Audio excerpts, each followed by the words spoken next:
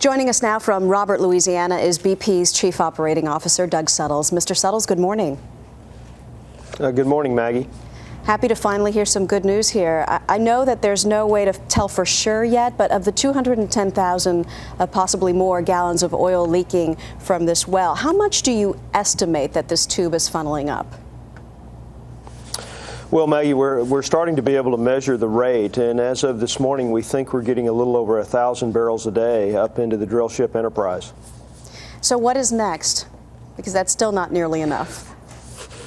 Well, Maggie, I know, but it is, as you just said, it is some good progress. And of course, this attempt is about containing the flow and keeping it from getting onto the sea. And it's making some progress. And what we'll continue to do over the next 24 hours is try to increase that rate and capture more and more of that flow.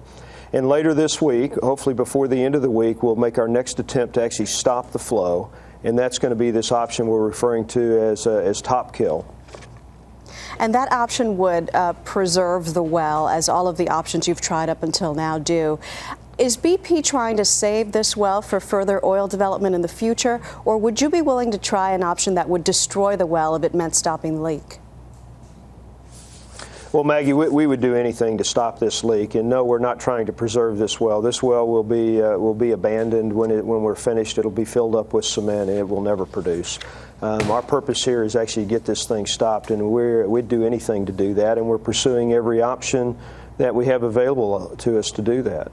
Mr. Suttles, last night a survivor from the rig told 60 Minutes that they felt pressure to get this well drilled quickly and that BP skimped on safety, including, among other things, not properly addressing an accident involving the blowout preventer.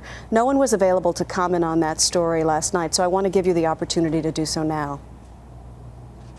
You know, Maggie, I think I've said many times that, you know, all I've done since 2 hours after this incident began is work on the response. There are a lot of people working on investigations, and I know they'll find out what happened here. I know they'll find out what went wrong, and I know they'll recommend changes. But my focus, and I think what everyone in this region wants me to do, is figure out how to stop this flow and actually how to minimize the impact that's occurring out there. But if someone were to allege that BP skimped on safety to get this well finished quicker, would that be not true? You know, Maggie, like I say, it's just, I think we should actually let the investigations finish up. We should let them find what they find. There's a lot of those going on. The government's got several of those. We have our own. And I'm confident they'll get to the bottom of this, and we need to let them do that. In the meantime, we need to figure out how to get this thing stopped. How do we capture as much of that oil offshore, and how do we minimize the shoreline impacts? And that's what I'm focused on. All right. Well, good luck with that. Thank you for your time, Doug Suttles. Thank you. A lot happens early on The Early Show, weekday mornings on CBS.